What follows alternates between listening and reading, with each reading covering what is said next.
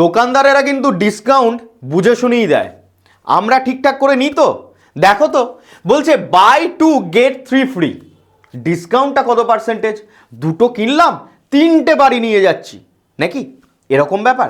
তাহলে এই ক্ষেত্রে কি করতে হয়, আমরা কতগুলো ফ্রি পেলাম? 3টে।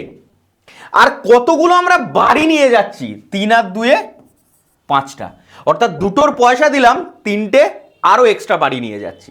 তাহলে 3টে ফ্রি, টোটাল 5টার ওপর ইন্টু 100%, অর্থাৎ হয়ে গেল কত? 60%।